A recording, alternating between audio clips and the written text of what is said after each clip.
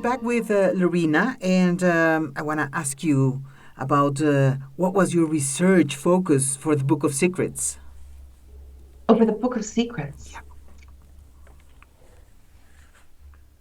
The Book of Secrets, really the thread of the beginning there was as I was moving a bit across Europe as to the locations where the Celts had made their mark, so to speak. I positioned myself in Italy, actually. The early one of the early Celtic tribes were contemporaries of the Etruscans, and the Etruscans were, from which the word Tuscany is derived. And so I was interested to kind of look outward from through Italy and connections that way as to what I might create for the Book of Secrets. It wasn't as so direct a link to Italy and the Celts, but it did, when I think of, let's say, even Dante's Prayer, having read of some of Dante's Inferno, and then having taken the train across Siberia in December of 95, all by myself, starting about, the 5th of December till about the 12th from Vladivostok to Moscow, and it took a week.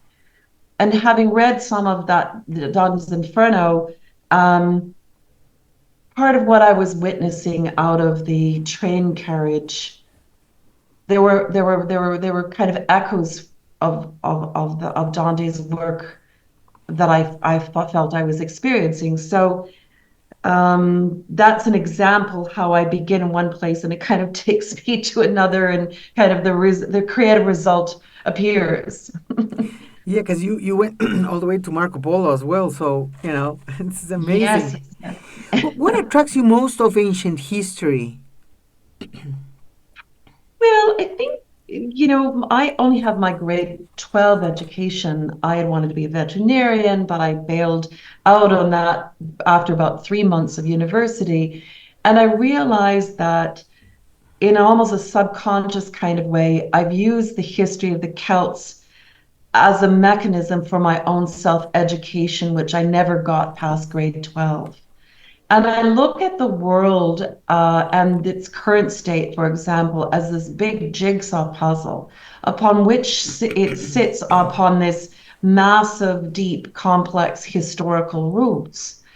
So even just this morning, I found myself listening to a BBC program in our time that was about um, the Peloponnese War in Greece and back in the time of Athens and Sparta, and democracy versus a more dictatorship, tyrannical kind of thing, or approach to governance. And I thought, wow, that's quite relevant in 2024, and how society is shaping up around the world. So for me, as I've used this vehicle of the history of the Celts to kind of drive myself around the place, I'm looking at history with what relevance it may have in a contemporary way. So in the Mask and Mirror, for example, the first door I went through was the door of Galicia, the region up in the northwest corner of Spain, where there were Celts there. But that opened up to me this broader Spanish history that involved a period of time where the three religious groups, the Judaism, Islam, and Christianity, cohabitated to a degree. And I find, again, given what's going on in the world, it is important to reflect back on times when societies worked more cohesively. Not saying it was perfect, and it probably, I'm sure, could be improved upon. But I think for me, those are the things, or asking the questions, what's the difference between spirituality and religion? And how does that manifest itself? What does that mean in a contemporary way? So these are all the questions and explorations I ask myself as I set myself off on these journeys. But again, if you could imagine me getting in a car that is called, this is a Celtic car, we're going to drive around the world learning about certain things. So, But doing what you do, you think that maybe your music is a way of preserving the past, of bringing the past in connection through music? I think there may be an element of preserving it in there. But I think maybe even more so in some cases, building these connections that as I'm learning about things, people are learning with me. They're exposed to, oh, St. John of the Cross, or, whatever it is. And that as I'm learning about these things, the importance of caravanserais on, or the pilgrimage route of the San to Santiago de Compostela, and at a time where there was all these cultural fusions. People were meeting each other, and their cuisine was changing, the language was changing, their stories were evolving, religions were evolving, but at a tempo that was manageable.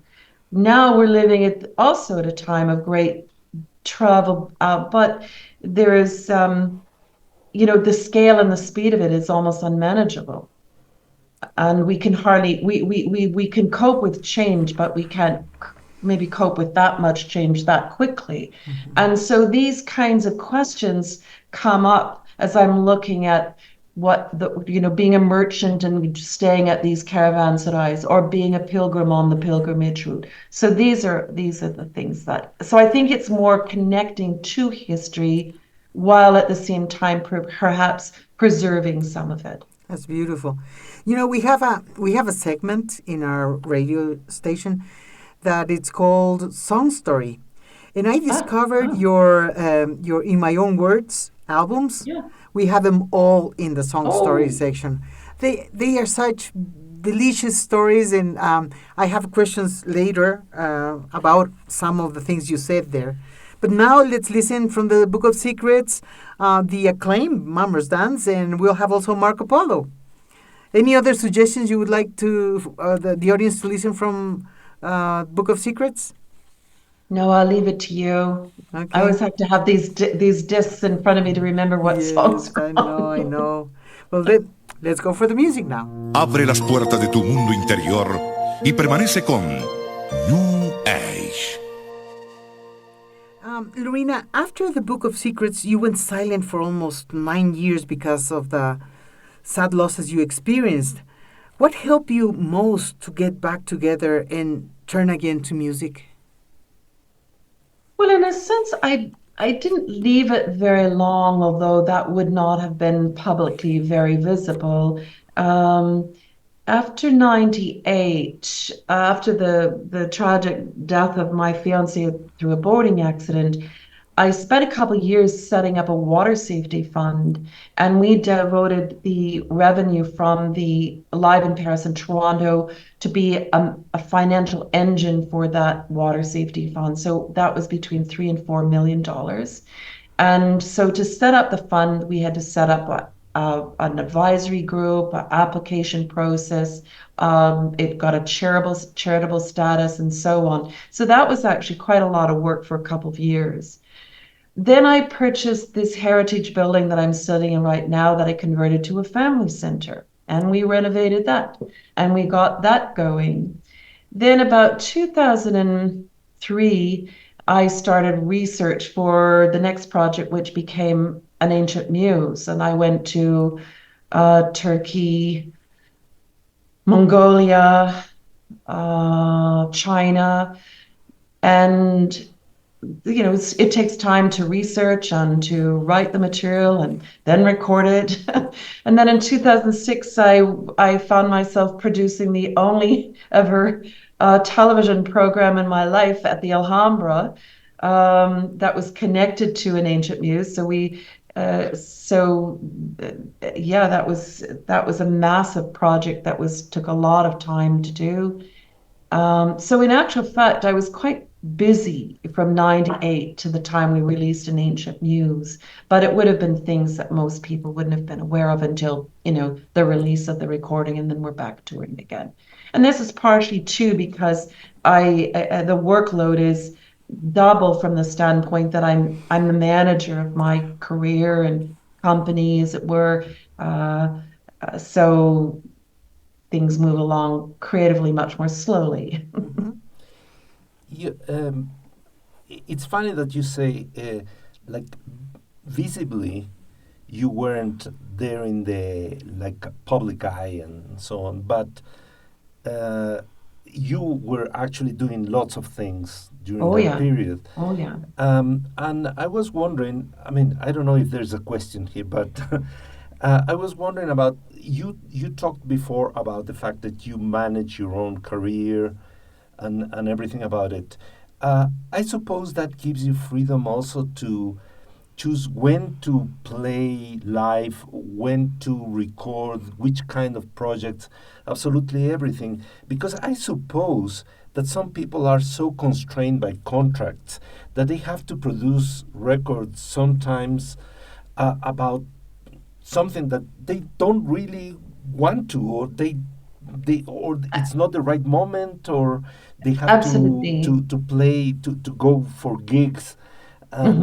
and play live even when they are not in the right place spiritually or psychologically or even physically. Yeah, absolutely. No, they're like two different business models. And I'm in a very rare one that an artist had developed at least the capacity to understand and run their career without going into big debt or something. No, the artist deals, as they would be known, and most artists, and even very great, very prominent ones, are held within a very different contractual framework. And that often, at least when they're beginning, they're obliged to produce X number at a certain tempo and blah, blah, blah. And that is largely because the record companies are paying for it. They're financing it. Whereas in my deal that I struck with the Warner Music, actually was with Warner Music Canada, that then went to the International Matrix Agreement. That because by the time I did my deal with them in '91, I'd already produced and financed three recordings, Elemental to Drive the Cold Winter Away and Parallel Dreams. I didn't actually need them to finance a recording. I'd already produced concert tours across Canada, 30-date concert tours, so I was able to do that, finance that, administrate it. So, whereas most artists need to borrow from the bank of Sony or at the time Polygram or Warner or Universal. So they're an employee of the record company, whereas I became a partner.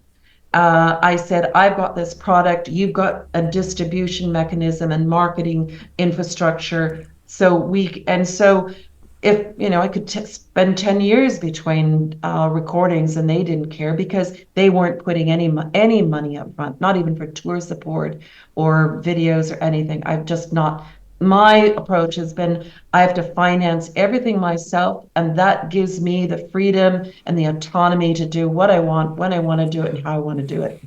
That's best. That's That's fantastic. Yeah. best. Yeah. Yeah. So I wonder if like traveling is the greatest source of inspiration when you go to different places and research. Is that the where you get the inspiration for the music for each album? I would say traveling to places is a great part of it, but it's not the only part, because the way I approach it, because I wear these two very different hats, I will say, okay, I'm going to now focus on the beginning of a new recording, and I'll prepare the deck here at the office and say, leave me alone for 6 months. I don't want to be trapped in appointments or conference calls or anything else. I'm going to go and lose myself in that way that artists often must be unfettered.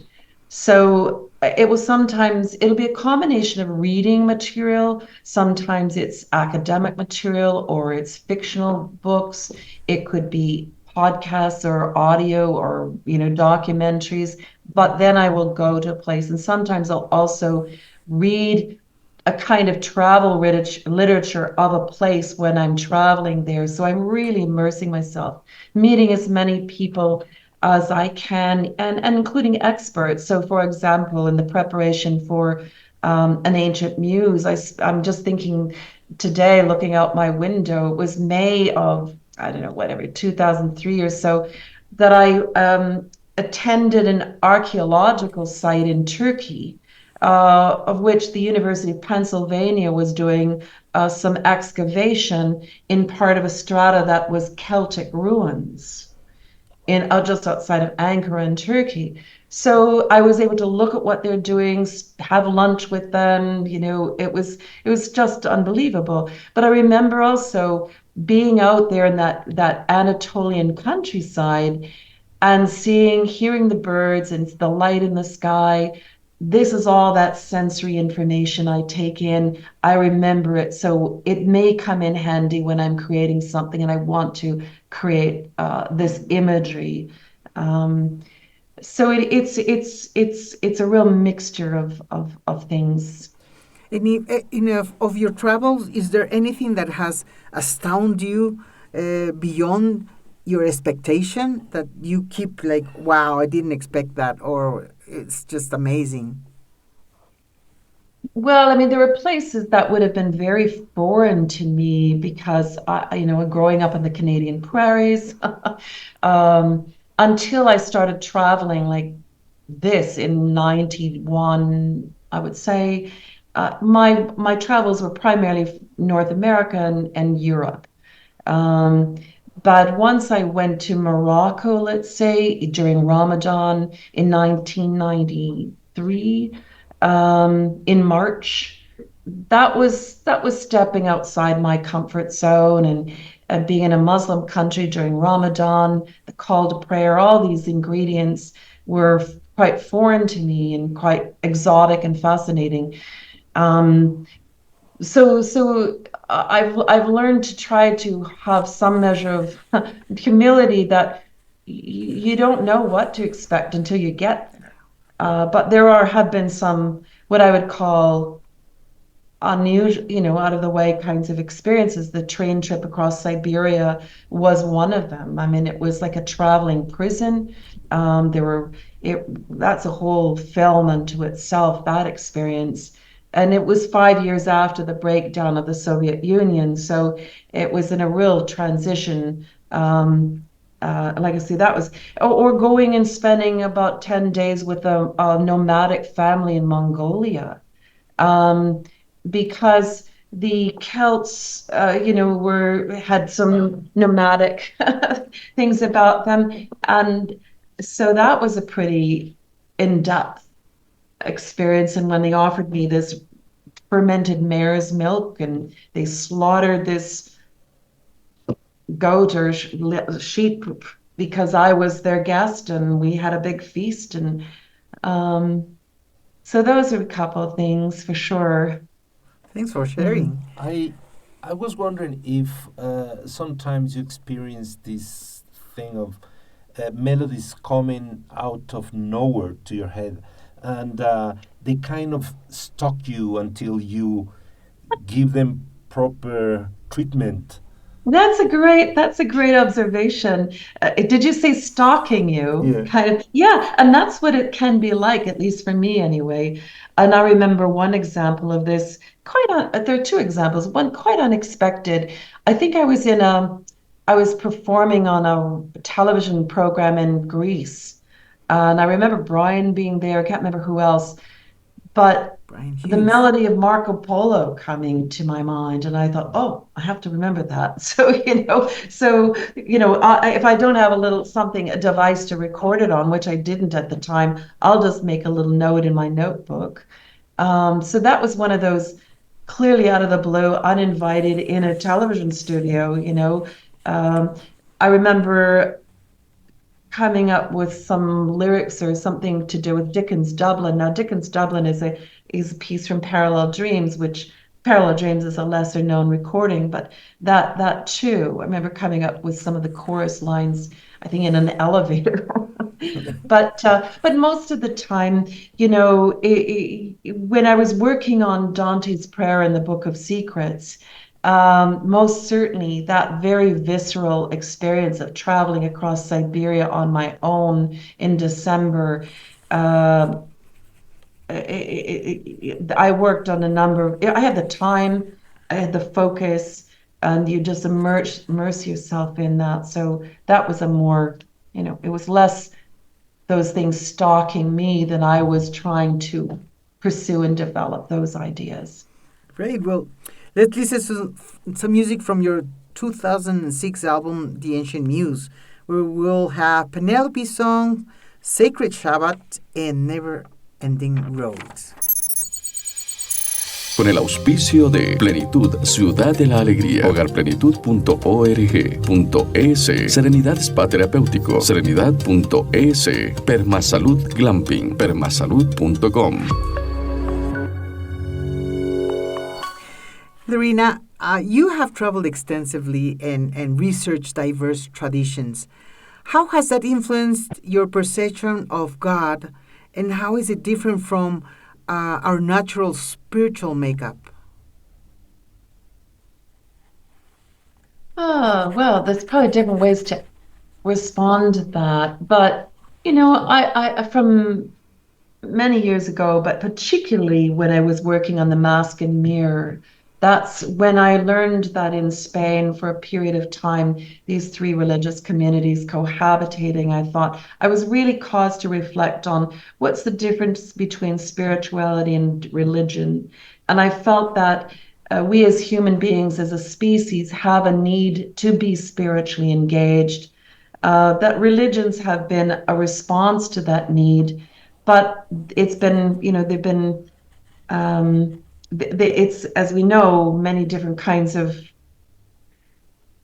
infrastructure or framework of those religions, and they're vulnerable to distortion or ambush. There are all kinds of things. But when one is thinking about the need to be spiritually engaged, I see this very much with also in recent years with the Indigenous people that I've come to know here in Canada, and their worldview, and how integrated the most traditional versions, how integrated it is with the natural world.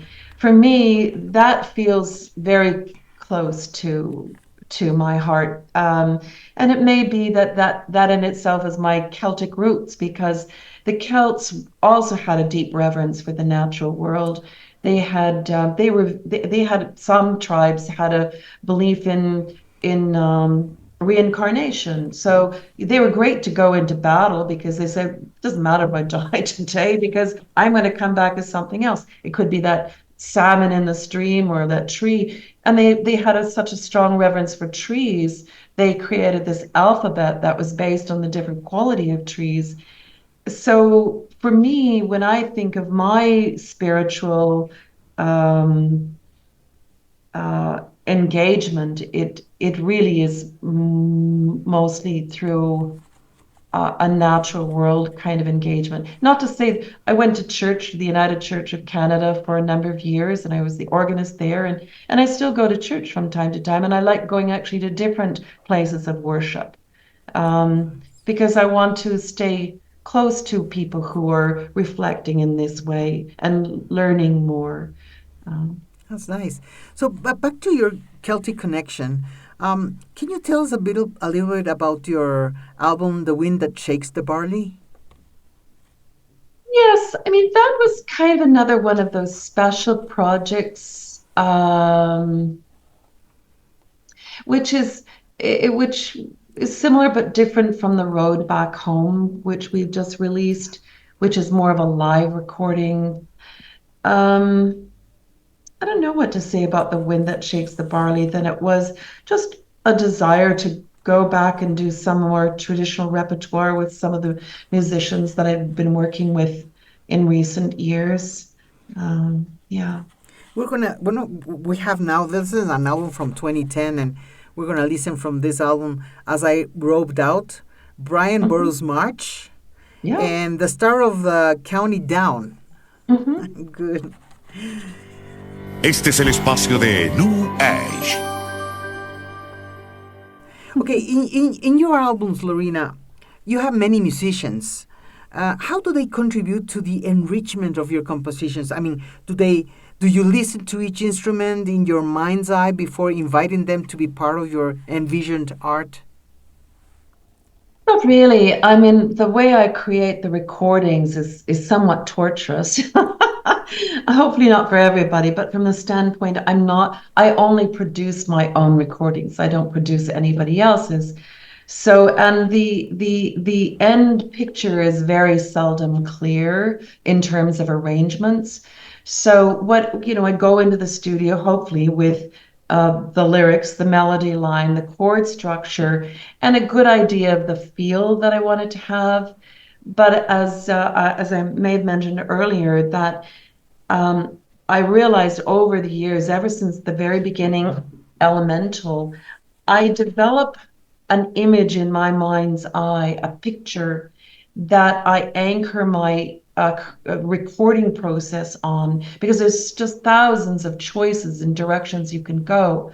So I had this picture and I say, okay, I need to paint this musically with the arrangement of instruments and the idiom that the musicians play in to support this imagery. And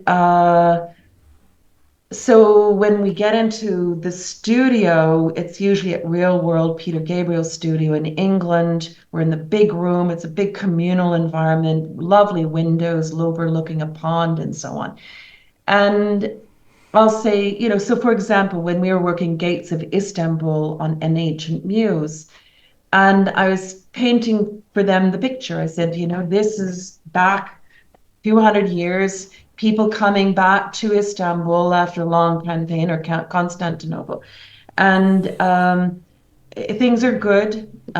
People are tired. But I'm wanting that kind of lilt, that gait, that denotes that we're in that part of the world. So between the drama really set that. But then I said to the violinist, I want to create, it's very, very hot in this picture. And you have this mirage that is kind of waves of heat that are coming off the ground.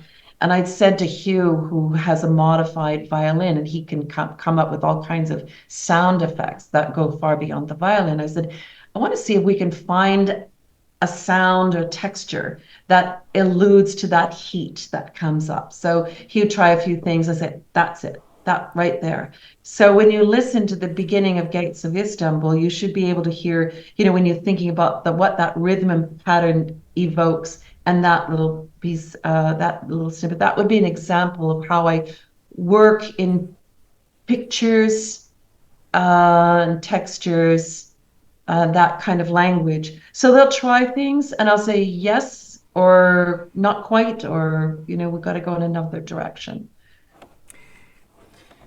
I was thinking again, this kind of a vague question.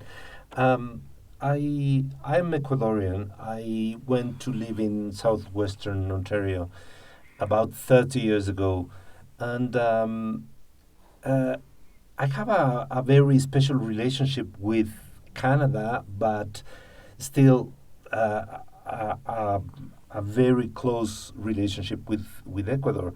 What is home for you? You who have traveled so much and visit different cultures and different countries, what does it mean?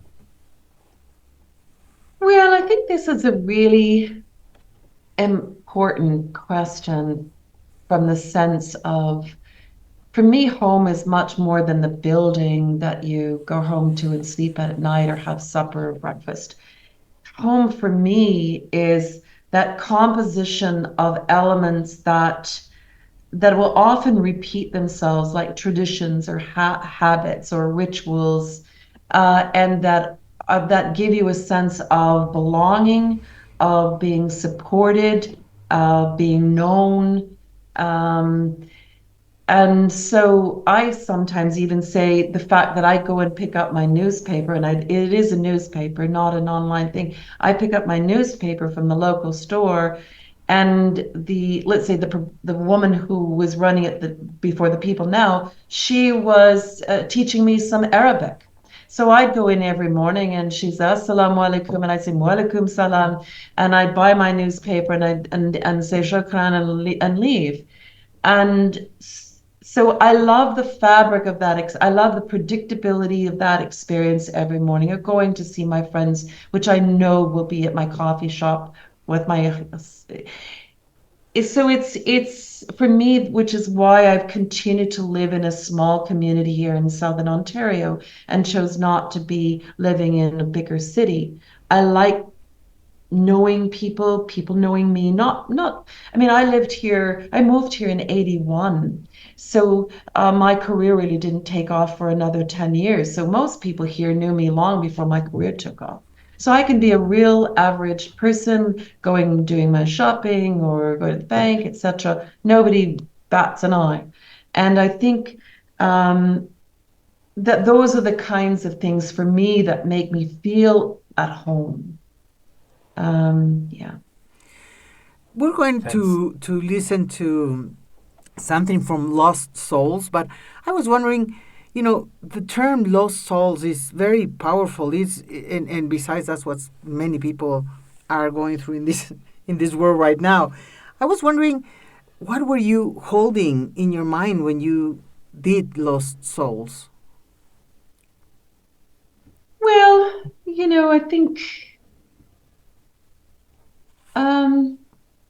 I guess what was preoccupying me at the time, so we're going back, 2017-ish.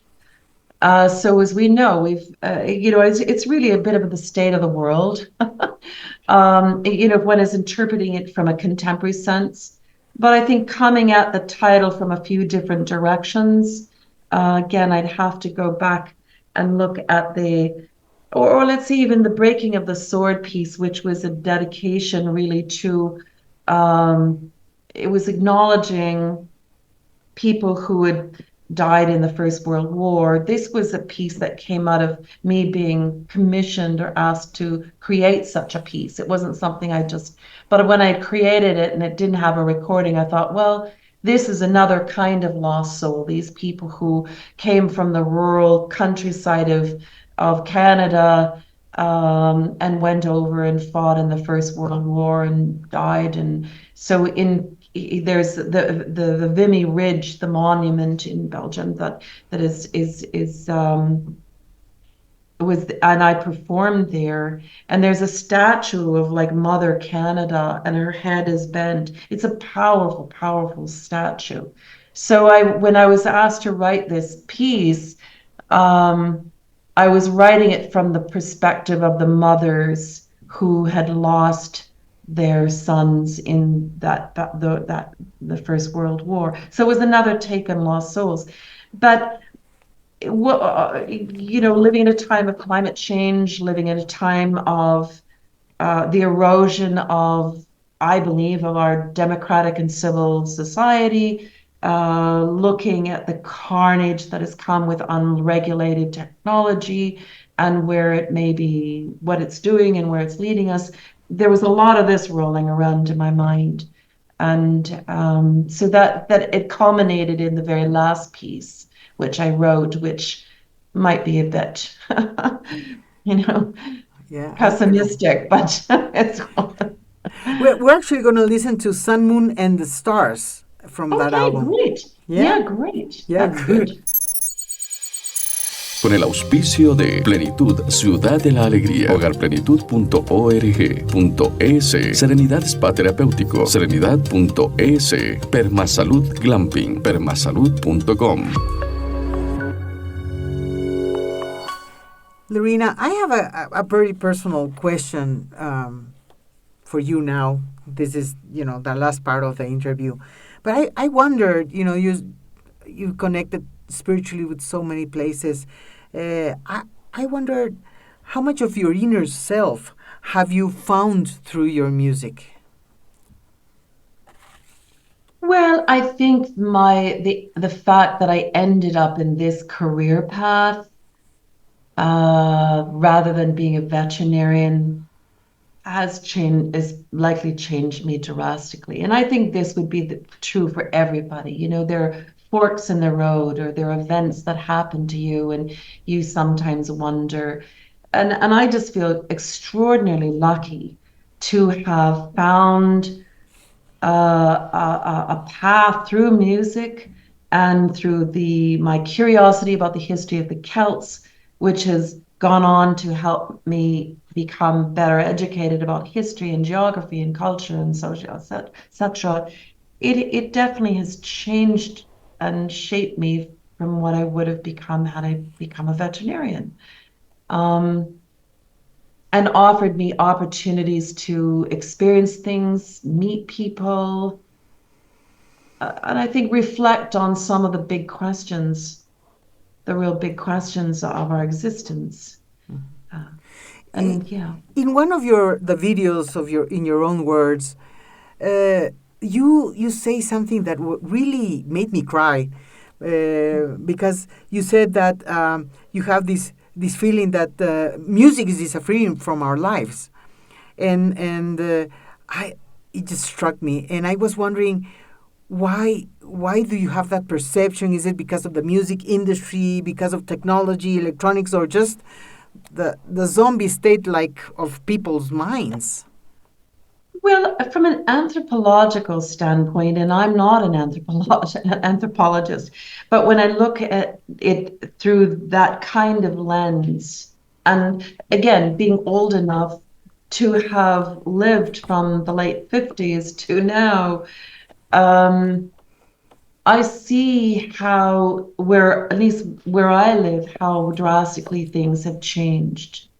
Now, granted, the community that I lived in Morden, Manitoba, was exceptional. It wasn't like most communities in Manitoba were not like Morden. Morden was quite exceptional because it had a very strong German and German Mennonite population, and they're very, as when I go to Germany, there's a great richness and depth to their musical cultural heritage, and it's still very much there in terms of venues and going to things, etc. There's infrastructure, there's ecosystem that still says to the general population, music is important, and we're going to support this, support the arts and support music.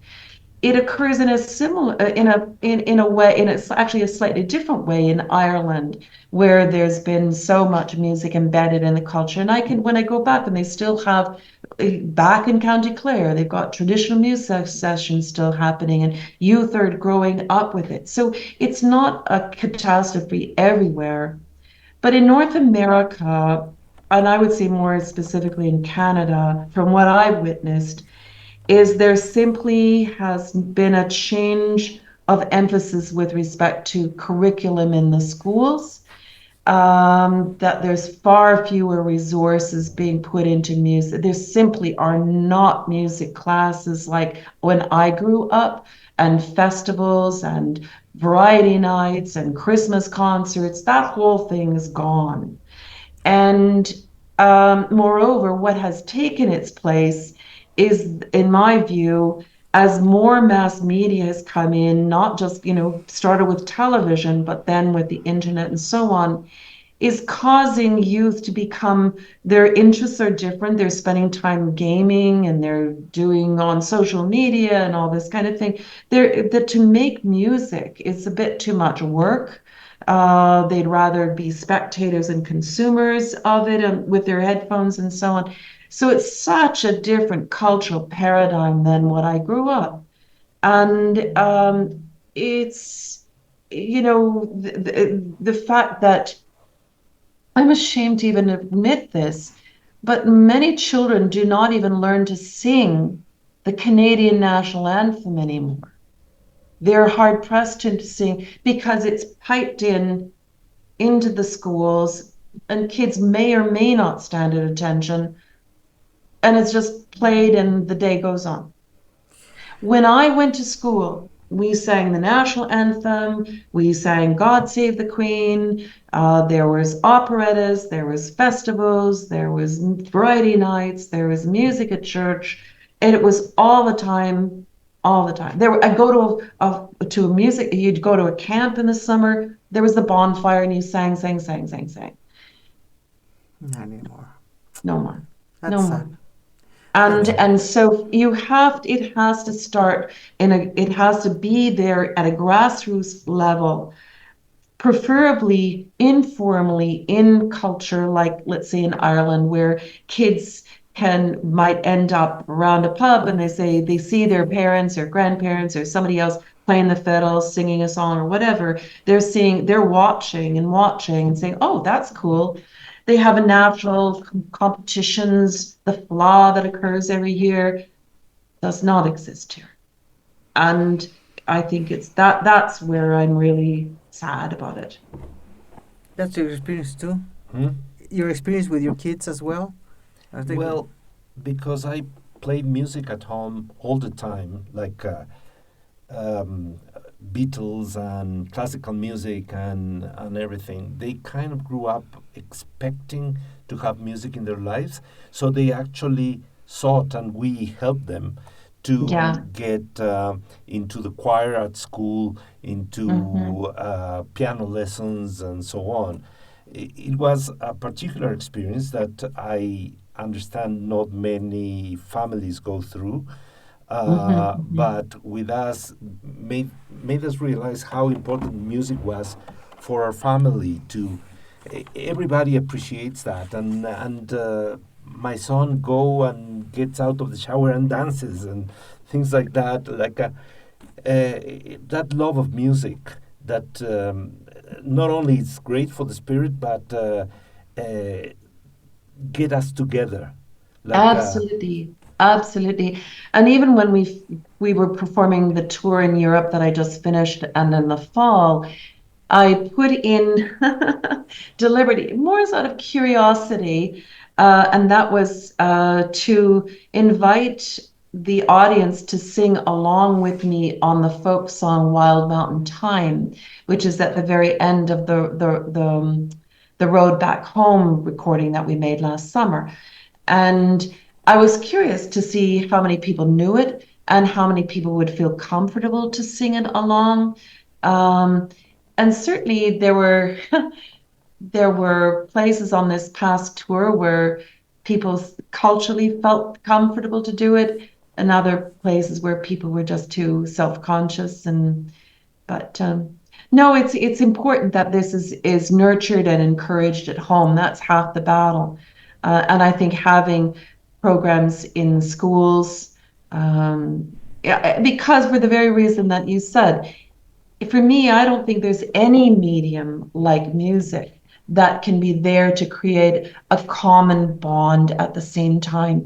Take it away from performing, but rather you are a participant and you are communing with other people in a really important way. And you see how that kind of solidarity, that feeling of solidarity, or as the Greeks would say, agora, where you're experiencing something at the same time, is so important and yet becoming rarer and rarer. Yeah, I mean, like just going in a road trip and singing together, that kind of thing, that kind of experience. Yeah. Although, of course, they mock my accent, but what can you do, eh? You did a great job, I would say. Thank you. Loreena, I, as a communicator, I have this anguished desire to, considering what's going on in this world, not only climate change, but, wars and the lack of ignorance, the lack of awareness and consciousness of people knowing that we need to change in the deep core of how we have created reality, and that we are people of habits. We are, we are so hung up with habits that we are not willing to let go of those mental habits or, every kind of habit to create a world that we ideally have in mind, but we don't know how to create. So I have this anguished desire through communication and my radio show and everything to try to shake people's consciousness or do something. I was wondering if you have this feeling, mainly because of what this video said, if you have the feeling that you need to bring a message through your music for this world. Yes, I mean, to a degree, I've wanted to be very careful that I've not positioned myself to be the know-it-all of things, but rather to be the conduit or the messenger of people or concepts that go far beyond me that people can be presented with for their consideration. And going back to those historical roots, and that there are principles and values um, that of trying to to bring forward. Without question, it is extremely challenging time. Again, the climate and the environment, that goes with even without saying. But the relations that we have, and trying to protect a high and strong degree of democracy and civil, a civil society. And this, uh, in my view, involves a lot of hard work, patience, goodwill, tenacity, diplomacy, and assertiveness. It's a lot to work. And A lot to work. and it's sometimes it's a hand-to-hand combat, you know. And I think for me, one of the things is trying to go forward in the world with more humility and less hubris. And just start there and say, well, I think I know all there is to know about this person or this subject or this situation, but I'm just going to adopt a moment of humility, and I'm going to go and learn more and try to find the circumstance in which that can happen in a sincere and open and safe way. And I mean, I've had an example of this week where I thought I knew a certain thing about what was going on here from a civic standpoint. But when I spend a bit more time with the mayor and the councillor, I realized there was a whole lot more to this picture, as often is the case. And I think if we're to, end up with, I think, a hopeful note, probably the thing that stands out to me the most in my career of having pursued music and travel and met a wide range of people around the world, we're all the same. We all need to be loved. We need to belong. We need to have a measure of self-determination and equity and so on. And that we have to keep working at that we have to keep working at managing and engaging with people, knowing that somewhere through all the elbows up and the mess and that we have to do that. But the only thing that I would advise, if I could even be so bold, is it is best done with a person to person over a cup of tea, not through social media, not through social media. Because the business model of these tech companies now is all about getting everybody so wound up and anxious and angry at each other because that clickbait is their business model and we're just fodder for it. So that would be my only words of. Thank you so much. Now, we are at the end of the program, of the show, and we're going to share some music from the road back home. I don't know if you'd like to share with us your experiences. It's so fresh. I think it was folk festivals in Ontario, the recordings. You can share something regarding this album from the road back home. Yes, I mean, I call it an accidental recording because last summer, I just wanted to go out and perform at some festivals that I had been asking me for some time, and I haven't been until now. So I grabbed this local Celtic group called the Bookends, and I said, do you think we could work up a 60-minute set? So we went and performed at some 4 folk festivals here in Southern Ontario. And as I mentioned earlier, one of the pieces that, well, the piece that we ended each performance with, which for me goes back to the very, very beginning of my career at the Winnipeg Folk Festival, was Wild Mountain Thyme. And in this recording, we proceeded with a harp tune, one of the very first harp tunes that I mentioned, I learned called Shebag Shamour. And so we stitched this melody together with Wild Mountain Thyme. Wonderful. So we're going to listen actually to Mary and the Soldier, the custom gap, and Wild Mountain Thyme. We'll include it in this last segment. And for that, we want to really thank you deeply for accepting this interview. You are loved. I mean, I told my mom, I said, look who's coming to the show, and I have her listen to one of your songs. I said, oh my God, this is so beautiful. Aww. And so people are going to get to know you better, know your music, your craft, and you know, you are loved, that's for sure.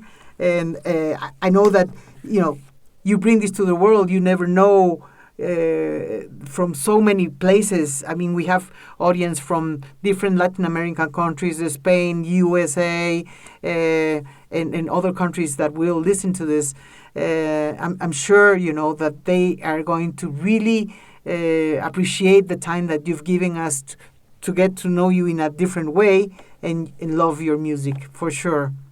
Well, it's been my absolute pleasure. Really wonderful to spend this time with both of you. Thank you. Thank you so much. The best for you, and we'll be in contact, Loreena. Thank you. Bye. Bye-bye. Bye. Thank Bye-bye. you.